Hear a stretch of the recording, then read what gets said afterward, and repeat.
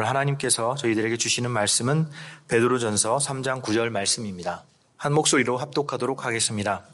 악을 악으로 욕을 욕으로 갚지 말고 도리어 복을 빌라. 이를 위하여 너희가 부르심을 받았으니 이는 복을 이어받게 하려 하심이라. 아멘.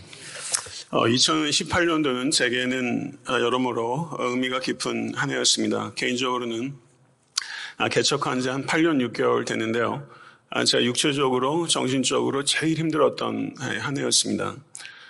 그러나 영적으로는 겸손해지고 또 더욱더 하나님께 다가갈 수 있는 그런 유익이 제게 가장 큰 한 해였다. 제 개인적으로 그렇게 자평하고 싶고요. 그리고 설교하는 것이 한 번도 제게 쉽지 않았지만 2017년도에는 제가 설교하는 행위 자체가 참 두렵고 그리고 많이 어려웠던 그런 한 해였던 것 같습니다. 오늘 한 해를 마감하는 저희가 사무총회가 있습니다. 물론 한 해는 12월 31일에 마감하게 되지만 사무총회를 하게 되는 것은 교회적으로는 한 해를 마감하고 새롭게 시작하는 것인데요. 특별히 다른 일들이 없으시면 가급적이면 사무총회 참석해 주시기를 바라고 또 한 해 동안 하나님께서 우리 교회를 위해서 어떻게 일하셨는지 그리고 내년도에 우리 교회가 어디로 나아가려고 하는지 같이 마음과 기도를 모아주시기를 부탁드리겠습니다.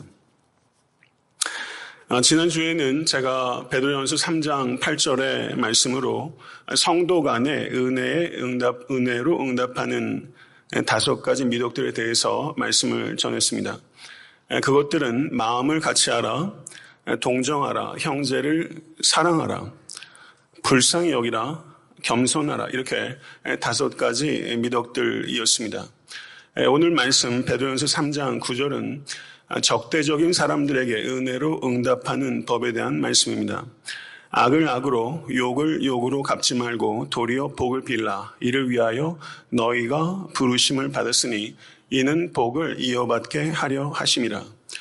보복하지 말라라는 부정적인 명령과 도리어 축복하라는 긍정적인 명령, 그리고 그러한 삶을 살아야 되는 이유와 그러한 삶을 살았을 때 어떠한 결과가 있는지에 대해서 사도 베드로는 매우 함축적으로 우리에게 설명하고 있는 것입니다.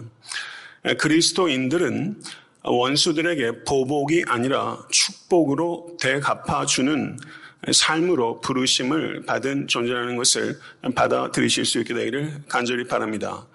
이것이 우리 주 예수 그리스도의 가르침이요 그분의 모범입니다. 예수님께서 누가복음 6장 35절에서 36절에 말씀하시기를 오직 너희는 원수를 사랑하고 선대하며 아무것도 바라지 말고 구워주라. 그리하면 너의 상이 클 것이요 또 지극히 높으신 이의 아들이 되리니 그는 은혜를 모르는 자와 악한 자에게도 인자하시니라.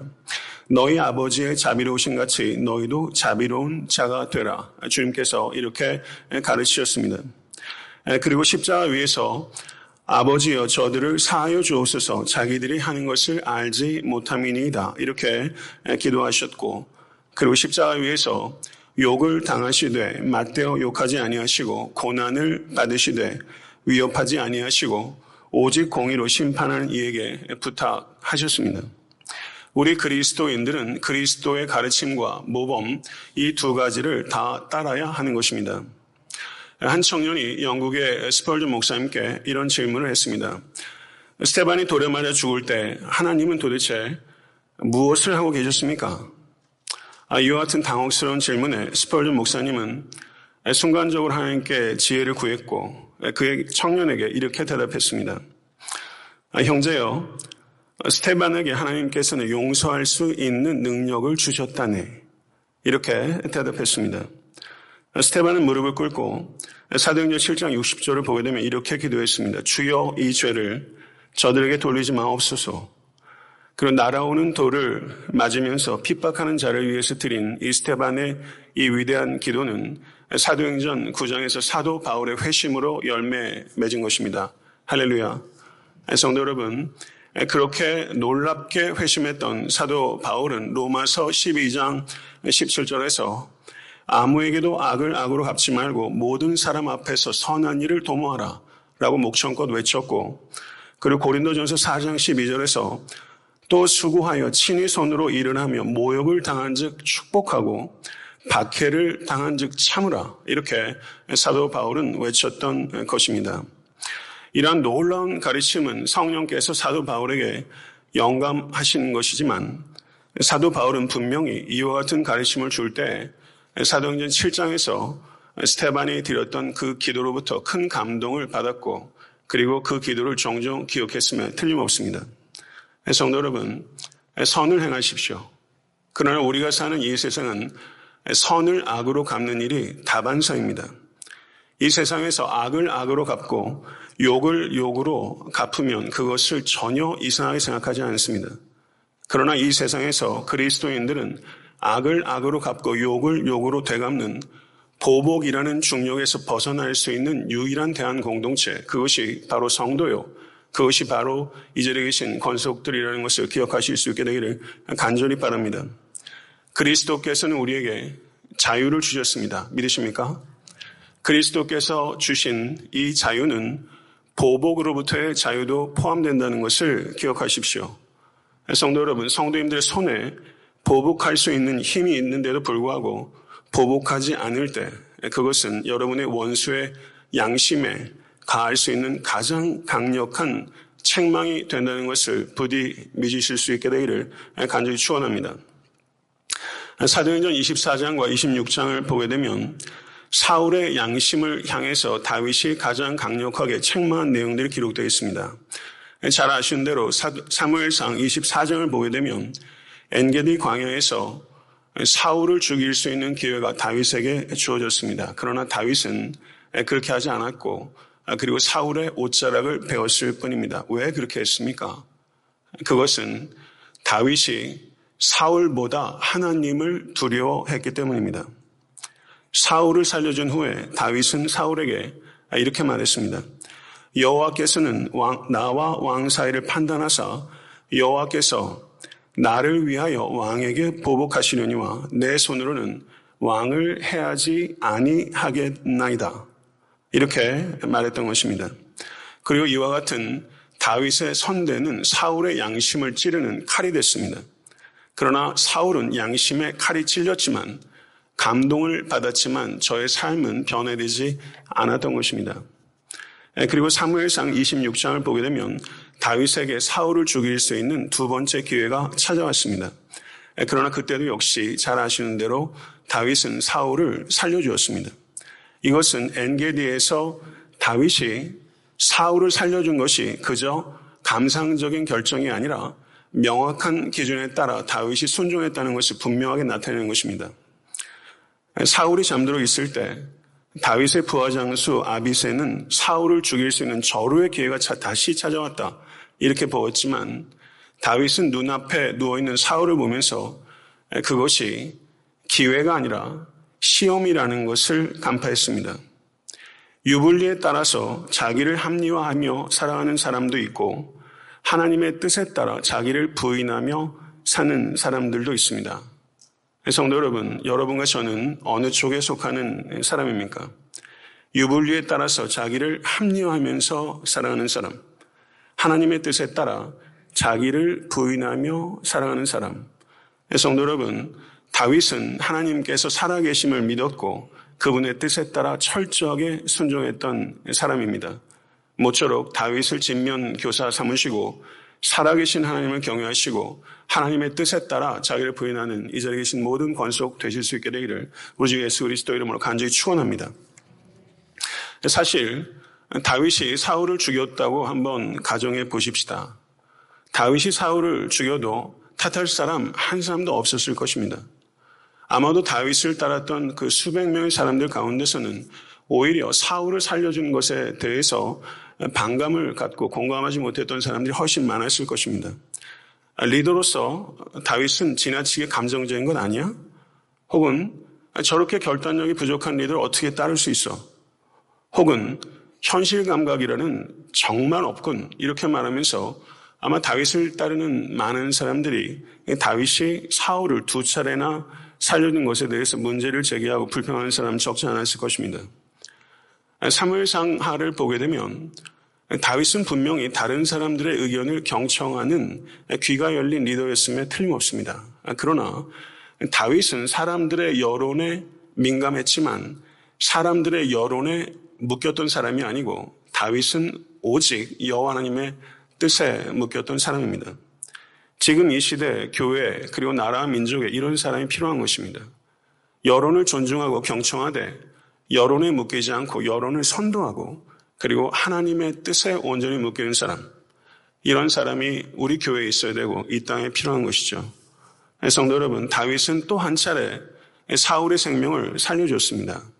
그리고 사울이 이 사실을 알았을 때 사무엘상 26장 25절을 보게 되면 이렇게 사울이 다윗에게 말합니다.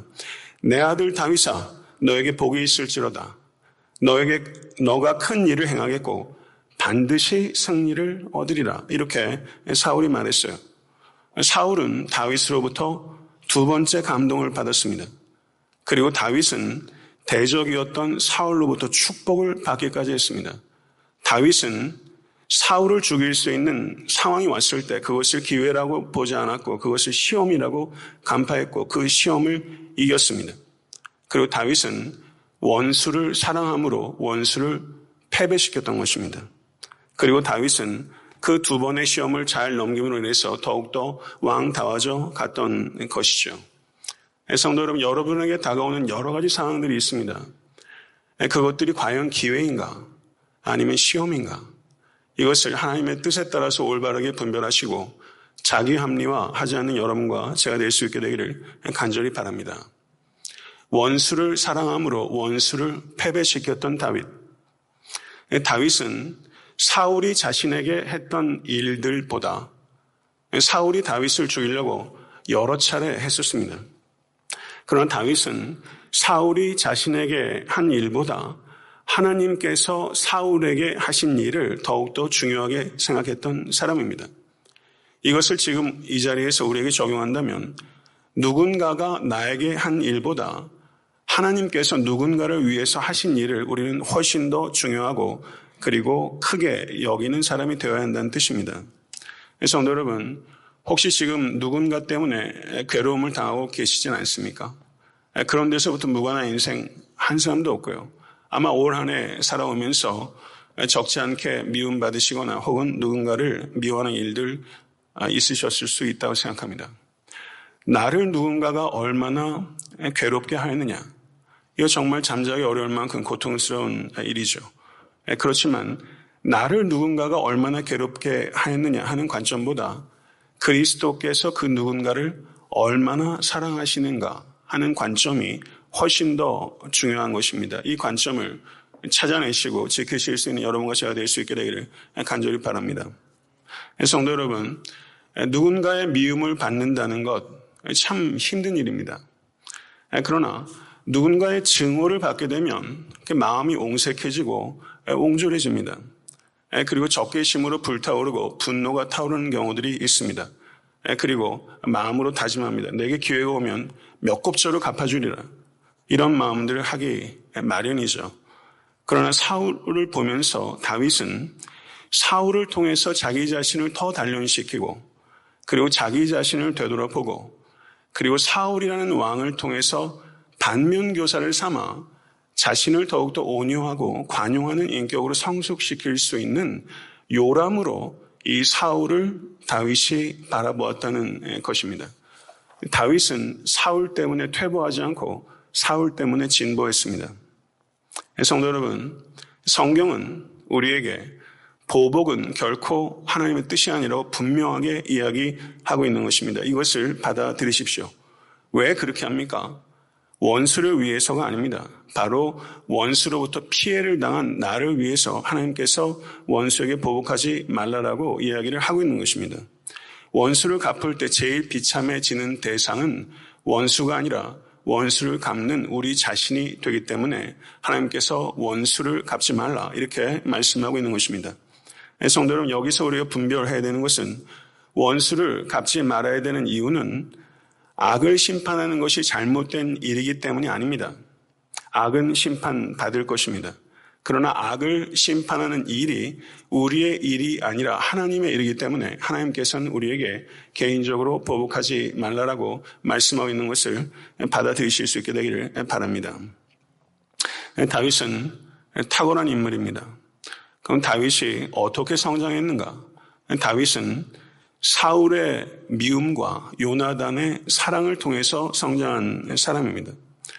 다윗은 사울의 미움 때문에 아파했고, 그리고 요나단과 마음껏 나눌 수 없는 우정 때문에 아파했습니다. 이 둘 다 확실히 우리에게 아픔을 주는 일입니다. 그러나 누구와 미움을 나누는 것, 누구와 사랑을 나누는 것, 그것 자체보다 더 중요한 것이 있는데, 그와 같은 환경들 속에서 성장하지 못하는 것, 이것이 가장 아픈 일이 되는 것이죠. 성도는 지금까지 살아오면서 타인의 적의를 견뎌야 하는 일, 그리고 타인의 사랑을 받는 일, 이 두 가지를 다 겪으면서 지금 이 자리에 계신 것입니다. 타인의 적의와 타인의 사랑, 내 의도와 말과 행동과 상관없이 타인의 적의와 타인의 사랑은 삶의 한 정상적인 부분이라고 할 수 있습니다. 미움 때문에 당하는 고통도 있고 사랑 때문에 당하는 고통도 있습니다. 삶은 이 두 가지 리듬을 통해서 변주되는 것입니다. 미움의 고통과 사랑의 고통이란 리듬을 통해서 삶은 위대하게 그리고 성숙하게 변주돼 가는 것이죠. 이와 같은 리듬들 속에서 당혹해하지 마시고 빈곤해하지 마시고 이와 같은 리듬들 속에서 더욱더 풍성해지는 이 자리에 계신 모든 권속 되실 수 있게 되기를 간절히 바랍니다. 보복하지 말라. 악을 악으로 욕을 욕으로 갚지 말라라고 부정적 권면을 한 후에 사도 베드로는 도리어 복을 빌라라고 긍정적 권면으로 나아가고 있습니다. 이것은 성경에서 일관된 논리의 방식입니다. 부정적 권면을 먼저 하고 그 다음에 긍정적 권면으로 나아가는 것이죠. 성도 여러분, 그리스도 예수의 뜻은 원수를 사랑하고 미워하는 자를 선대하며 저주하는 자를 축복하고 모욕하는 자를 위해서 기도하는 것입니다. 이것이 하나님의 뜻입니다. 원수에게 복을 빌어주는 것. 성도 여러분, 이 말씀 아시는 말씀이죠. 그러나 지금까지 살아오면서 정말 원수를 위해서 복을 빌어주신 적 있으십니까? 원수에게 복을 빌어주는 것은 원수로부터 자유케 되는 길이고, 그리고 원수를 위하여 복을 빌어주는 것이 바로 그 성도가 복을 받는 길이기 때문에 하나님께서는 원수에게 복을 빌어주라 우리에게 가르치고 계신 것입니다. 출애굽기 23장 4절에서 5절의 말씀을 보게 되면 이렇게 증거하고 있습니다. 너가 만일 너의 원수의 길이는 소나 나귀를 보거든 반드시 그 사람에게로 돌릴지며 너가 만일 너를 미워하는 자의 나귀가 짐을 싣고 엎드려 짐을 보거든 그것을 버려두지 말고 그것을 도와 그 짐을 부릴지니라. 하나님의 말씀입니다. 여기에서 이야기하는 이 원수는 그 앞뒤 문맥을 볼 때 재판에서 서로 다툼이 있었던 사람입니다. 재판에서 서로 다툴 정도면 이건 대단한 원수죠. 근데 길을 가다가 재판에서 서로 성사관계에 있었던 사람의 길 잃은 짐승을 보았다는 것이죠. 사실 원수의 짐승이 아니라도 여러분 길 가다가 길 잃은 짐승 보았다면 여러분 어떻게 하시겠어요? 아마 대부분의 사람들은 이게 웬 횡재야 하면서 급하게 발걸음을 가지고 집으로 데려갔을 거예요. 아마 소라면 그날 아마 잡아먹었을 겁니다. 아니면 다른 곳에 팔았거나. 사실 그런 사람 훨씬 많죠. 나하고 무관한 사람의 길 잃은 짐승이라도 그렇게 하는 사람 세상에 분명히 많아요. 그런데 성경은 원수의 길 잃은 짐승을 보았을 때 그것을 반드시 되돌리라 이렇게 우리에게 강조하고 있다는 것입니다. 원수의 곤란을 보게 되면 사실 고소해하는 사람 훨씬 많습니다. 그러나 성경은 원수의 곤란을 보았을 때 그것을 고소해하지 말고 오히려 그것을 통해서 원수와 화해할 수 있는 기회로 삼으라 이렇게 우리에게 가르치고 있는 거예요. 이 윤리가 도대체 몇 년 전에 나온 것입니까? 수천 년 전에 성경에 기록된 이 윤리예요. 이런 윤리가 지금 현대를 사는 우리에게도 얼마나 버거운 윤리입니까? 저는 이런 말씀을 보면서 이 성경에 나오는 이 윤리가, 이 탁월한 윤리가 그렇기 때문에 저는 하나님의 이 성경의 말씀이 하나님의 말씀이라는 것이 정말로 믿어집니다. 그 시대에 전 세계에 살았던 사람들의 남겨놓은 문헌들을 한번 보세요. 이런 윤리가 있습니까? 이런 정도의 가치관을 가지고 있는 문헌이 전 세계 어느 문화권에 있습니까? 성도 여러분, 원수의 길 잃은 짐승을 보게 되면 반드시 그에게 돌리라. 저는 이것이 우리에게 주어진 율법 그런 게 아니라 그것을 뛰어넘어서 이 고상한 삶의 방식들을 우리에게 남겨주신 이 성경책을 더욱더 사랑하게 되고 그리고 이 말씀이 진실로 하나님의 말씀이라는 것이 가슴에 느껴집니다. 성도 여러분, 그리스도인이십니까?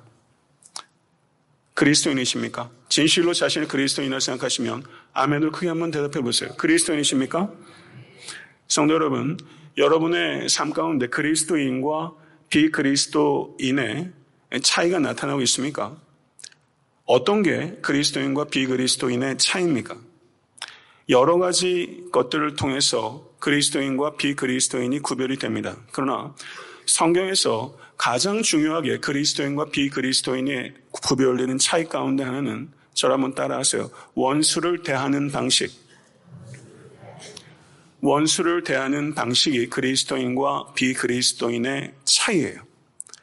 하나님께서는 원수에게 보복이 아니라 축복과 선행으로 되갚으라. 이렇게 우리에게 말씀하셨어요. 원수에게 보복이 아니라 축복과 선행으로 되갚으라. 제가 목회자임에도 불구하고 지금까지 살아오면서 정말 저에게 어려움을 끼친 사람에게 그를 위해서 축복하고 선행으로 되갚은 적이 있는가 생각해보면 쉽게 잘 안 떠올라요. 많이 생각해보면 그래도 씨름했던 경우들은 생각이 나지만 제가 정말 원수에게 누구의 잘잘못 따지지 않고 원수 맺는 일들이 발생하는데 목회자임에도 발생할 때가 있는데요. 정말 축복과 선행으로 누가 봐도 그렇게 됐다고 이야기할 수 있는 일들이 제 안에 제 삶 가운데 그렇게 뚜렷이 생각하는 일들이 별로 없어요. 부끄러운 일입니다. 원수를 축복하고 선행하라. 우리가 그렇게 살지 못해도 이것은 하나님의 뜻입니다. 원수를 축복하고 선행을 베풀라. 그러나 그 원수가 양심의 칼이 찔려서 부끄러움을 느끼고 회개하게 될 것이다. 그렇게 이야기하지 않습니다. 우리가 원수를 축복하고 선행을 베풀어도 원수는 아랑곳하지 않고 오히려 우리를 더 부끄럽게 할 수도 있어요. 원수가 부끄러움을 느끼고 회개하는 것은 그리스도인의 책임이 아닙니다. 그리스도인의 책임은 원수에게 보복하지 않고 축복하고 선대하는 것, 거기까지가 그리스도인의 책임입니다. 성도 여러분, 거기까지 순종하는 것을 하나님께서 원하십니다. 진실로 받아들이시겠습니까? 진실로 받아들이신 여러분과 제가 될 수 있게 간절히 바랍니다. 이런 말씀 듣는 여러분도 힘들고 이런 말씀 설교하는 저도 사실은 힘들어요. 어지간히 흉내라도 내는 것을 하라고 해야지 이게 되는데 참 이런 추구 자체가 별로 없는 우리들에게 이런 말씀을 성경은 이런 말씀이 너무 많아요. 설교하고 싶지 않아요. 뺄 수 없잖아요. 그러나 성도 여러분, 여러분도 저도 현저하게 이렇게 못 삽니다. 그러나 우리는 이렇게 말할 수 있어요. 그러나 주님, 이것이 하나님의 뜻이라는 것을 저는 믿고 내 힘으로는 정말 안 되는 건 아는데 선을 악으로 갚을 때가 얼마나 많아요, 우리가. 그런데 악을 악으로 욕을 욕으로 갚지 않고 도리어 복을 빌라. 이렇게 이런 삶으로 부르심을 받았다. 이게 하나님의 뜻인 것을 믿기 때문에 성령님을 의지하겠습니다. 그리고 그런 씨름을 할 수 있잖아요. 그런 씨름을 못 전하는 여러분과 제가 될 수 있게 간절히 바랍니다. 창세기 37장을 보면 형들이 요셉을 구덩이에 밀어 쳐놓고 형들이 밥을 먹어요. 자기 동생을 구덩이에 놓고 식욕을 잃지 않아요. 형제들이. 참 인간의 식욕 참 비정합니다. 그런데 창세기 43장 31절 34절을 보게 되면 요셉이 형들을 위해서 만찬을 베풀어요. 요셉은 악을 악으로 갚지 않고 선으로 악을 이겼어요. 광야에서의 만찬에서 요셉은 victim, 희생자였습니다. 그러나 창세기 43장에서 자신의 저택에서의 요셉의 만찬은 그때 요셉은 빅터였어요. 원수에게 만찬을 베풀어주는 이 요셉은 이게 한 끼 식사가 아니에요. 이건 빅터예요. 빅토리예요. 승리적인 만찬이에요. 창세기 37장에서 요셉의 형들은 멀리서 채색 옷을 입고 오는 요셉을 보면서 잔인하게 옷을 벗겨버렸습니다. 그리고 아비에게 할 때 그 옷에다가 짐승의 피를 묻혀가지고 갖다 줬어요. 옷을 벗겼어요. 근데 창세기 45장 22절을 보니까 요셉이 형들에게 옷을 입혔어요. 그리고 베냐민에게는 여러 벌로 입혔어요. 20년 전에 형들에게 옷을 발가벗겼던 이 요셉이 20년 후에 형들에게 기꺼이 옷을 입혀줍니다. 창세기 50장을 보게 되면 야곱의 장례식이 기록되어 있습니다. 야곱이 죽자 요셉의 형들이 요셉에게 찾아옵니다. 그들은 두려움에 사로잡혔어요. 요셉이 지난 17년 동안 자신을 선대한 것은 형들을 정말 용서해서가 아니라 아버지 얼굴 보고 그렇게 한 것이다. 아버지가 죽었기 때문에 이제 요셉이 자기들을 벌 줄 수도 있다. 이렇게 두려워한 거예요. 근데 형들과의 재회 후에 17년 동안 이 요셉은 진심을 담아 야곱과 그리고 자신의 형제들을 섬겼어요. 그런데 요셉에게 그 형들이 기권한단 말이 뭔지 아세요? 우리는 당신의 종인이다. 우리는 당신의 종인이다. 이렇게 말했어요. 제가 요셉이었다면요, 마음이 정말 아팠을 것 같아요. 17년 동안 형들을 종으로 대한 적이 없어요. 17년 동안 형들과 그 가족들을 종처럼 섬긴 건 요셉이에요. 그런데 와가지고 기껏한단 말이 우리는 당신의 종인이다. 우리는 당신의 종인이다. 진심이 잘 통합니까? 잘 안 통합니까? 인생 살면서요. 진심이 잘 통해요? 요셉의 경우도 17년이에요. 정말 진심을 다해서 아비와 형제들을 섬긴 거예요. 진심이 안 통한 겁니다. 목회를 하다 보면 진심이 잘 안 통할 때가 있어요. 많이 있어요. 정말 희생적인 섬김을 할 때에도 진심은 잘 안 통하더라고요. 이 전기가 통하지 않는 물질들이 있잖아요. 이게 안 통하더라고요. 목회를 하면서 제가 어쩜 이렇게 진심이 안 통하지? 목회 초기엔 많이 놀랐어요. 목회를 안 할 때는 그런 거 가지고 그렇게 놀라지 않았어요. 근데 목회를 하면서 희생적으로 섬기는 일들이 진심이 잘 안 통하다. 처음엔 되게 놀랐어요. 근데 생각이 바뀌었어요. 여러분도 그렇고 저도 그렇고 내 진심 통하지 않는 것 그렇게 놀라지 마십시오. 근데 정말 우리가 경계해야 되는 것은 내 진심이 통하지 않는 것이 아니라 누군가의 진심을 나 역시 몰라줄 수 있다는 것에 대해서 경계하십시오. 저는 오히려 초점을 그렇게 오는 것이 훨씬 현실적이다. 그렇게 생각이 들더라고요. 진심이 알아지는데도 시간이 많이 걸리더라고요. 부모 자식 간에도 그렇잖아요. 제가 우리 아버지 어머니의 진심을 정말 알까? 정말 알까? 그 생각도 좀 들어요. 부모님의 진심을 자식이 얼마나 헤아려 줄까? 쉽지 않잖아요. 진심이 통하는데도 시간이 참 많이 걸리고 성도와 성도 간에, 목회자 성도 간에도 진심이 통한다는 것, 그걸 간절히 원함에도 불구하고 이게 생각보다는 쉽지 않고 그리고 시간이 많이 걸린다. 요셉은 형들에게 이렇게 말합니다. 두려워 마소서, 내가 하나님을 대신하리이까? 이렇게 말했어요. 그리고 용서를 구하는 형들에게 요셉은 용서한다고 말하지 않습니다. 잘 보세요. 용서해달라고 구하는 형들에게 요셉은 용서한다고 말하지 않아요. 왜요? 17년 전에 이미 용서했기 때문에. 이미 용서했기 때문에 용서한다고 말하지 않아요. 그리고 50장 21절에 요셉이 이렇게 말합니다. 당신들은 두려워하지 마소서, 내가 당신들과 당신들의 자녀를 기르리이다 하고 간곡한 말로 위로했습니다. 17년 동안도 그러했지만 앞으로도 내가 지속적으로 후견인이 되겠습니다. 이렇게 요셉이 약속하고 위로하고 다짐했어요. 성숙한 그리스도인이 되십시오. 성숙한 그리스도인은 누구냐? 상대방의 적대행위, 아픕니다. 적대행위 자체에 관심을 집중시키는 것이 아니라 그와 같은 적대행위 이면을 살피는 사람, 그 사람이 성숙한 사람이에요. 달리 말하면 상대방의 적대행위가 나오게 된 배후에 있는 원리, 악한 원리, 악한 존재, 악한 영, 이것에 주목하는 사람, 이것이 성숙한 그리스도인입니다. 사도 바울이 로마서 12장 21절에 저를 한번 따라하세요. 악에게 지지 말고 선으로 악을 이기라. 이 말을 우리는 알아요. 그러나 사실은 깊이 이해하지 못해요. 악에게 지지 말고 선으로 악을 이기라. 선으로 악을 이기라와 선으로 원수를 이기라. 이게 차이가 있어요. 선으로 악을 이기라. 선으로 원수를 이기라. 이렇게 말하지 않습니다. 선으로 악을 이기라고 말해요.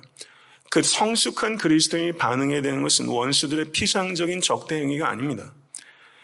원수들의 적대 행위 이면에 있는 본질적인 근본적인 악한 원리에 반응하는 거예요. 여러분은 원수에 반응하고 계십니까? 아니면 악한 원리에 반응하고 계십니까? 이것에 대해서 깊이 생각하신 여러분과 제가 될 수 있기를 간절히 바랍니다. 요셉은 이 원리를 본 거예요. 형들의 악한 행동을 봤어요. 17살이 아무리 성숙해도 얼마나 화가 났겠어요. 아마 이빨이 닳았을 것 같아요. 그럴만 하잖아요. 악한 행동만을 봤을 거예요. 보디바르 집에서 아마 이를 살에 물었을 겁니다. 근데 어느 순간부터 여호와 하나님의 임재 안에서 악한 행동 이면에 있는 악한 원리들이 요셉의 눈에 들어오기 시작하면서 생각이 바뀐 거예요. 아, 형들도 희생자구나. 형들도 죄의 희생자구나. 형들도 죄책감 때문에 괴로웠구나. 요셉이 첫 번째 울 때 그걸 알잖아요. 형들도 괴로웠구나. 나만 괴로운 것이 아니라 형들도 괴로웠구나. 내게 그 악을 행하느라고 우리 형들도 희생당한 것이구나. 이걸 요셉이 깨달은 것이죠. 힘들었겠다.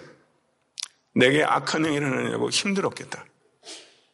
이렇게 생각이 미치니까 이해와 연민이 살아나는 것이죠.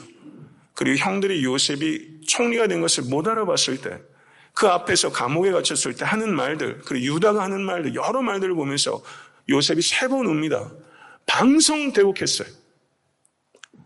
형들이 희생당했구나.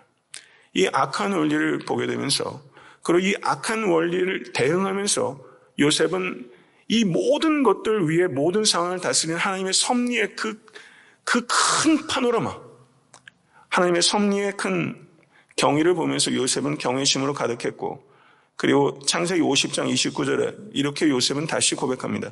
당신들은 나를 헤아려 하였으나 하나님은 그것을 선으로 바꾸사 오늘과 같이 많은 백성의 생명을 구원하게 하시려 하신 것입니다. 이렇게 고백한 것이죠. 자신을 노예로 팔아버린 형, 죽일 수도 있는 상황이죠.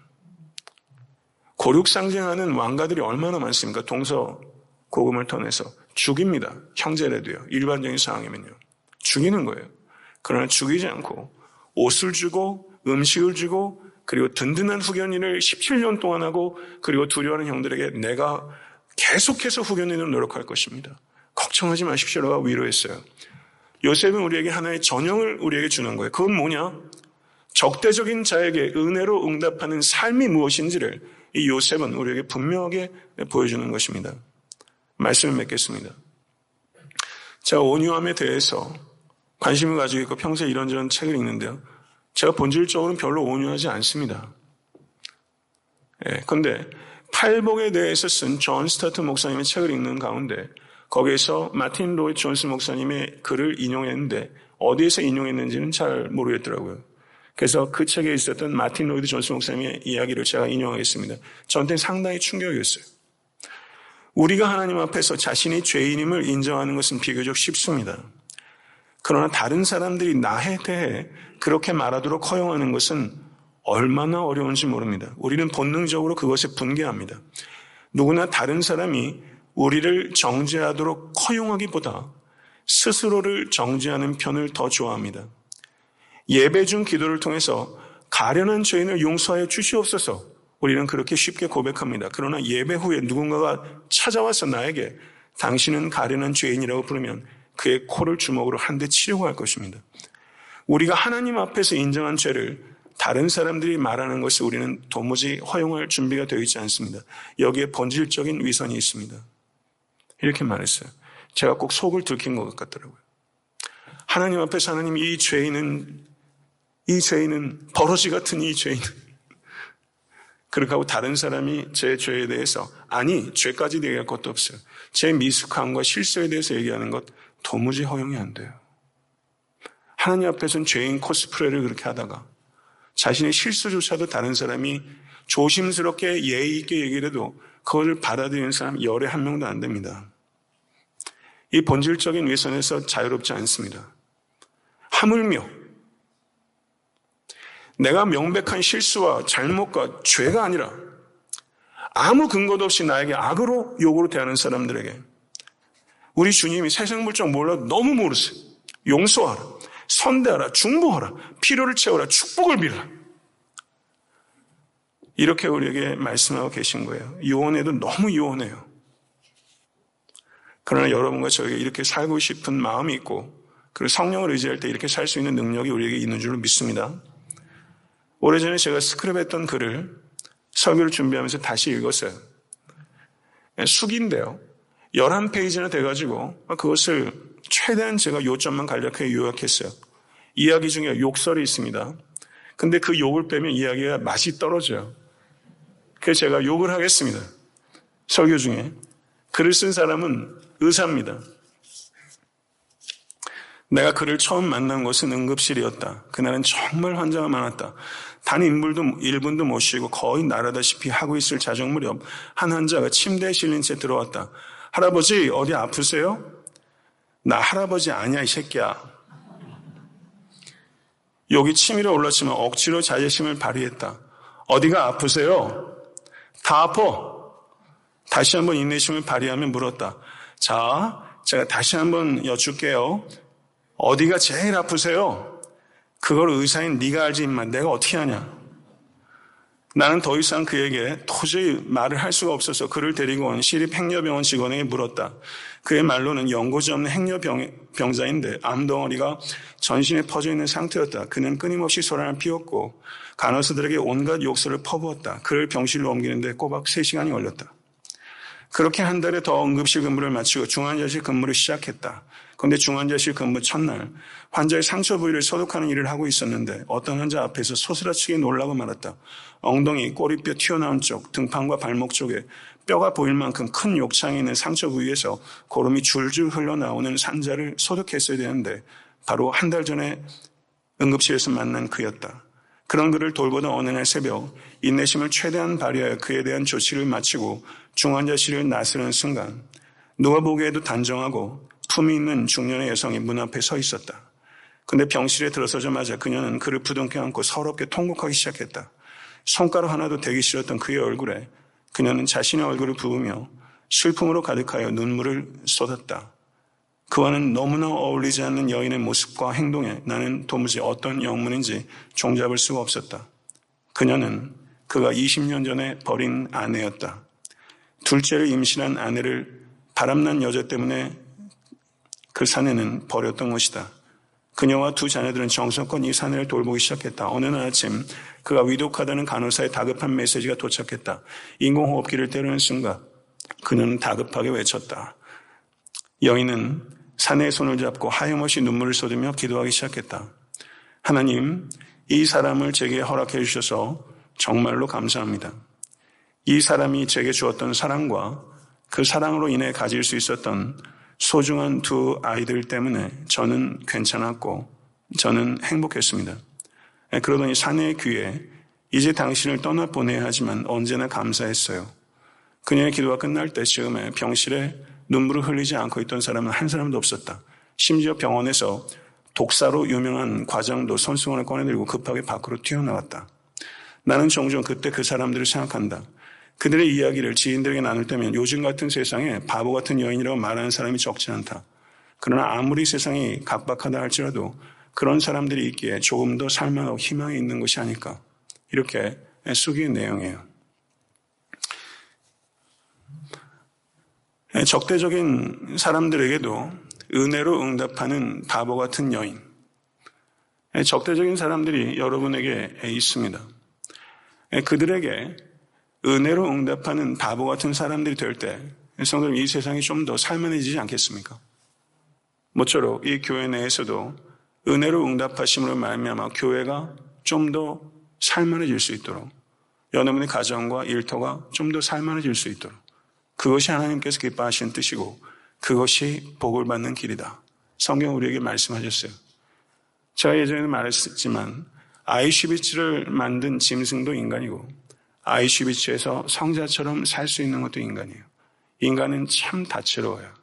성도 여러분, 어떻게 살아가시겠습니까?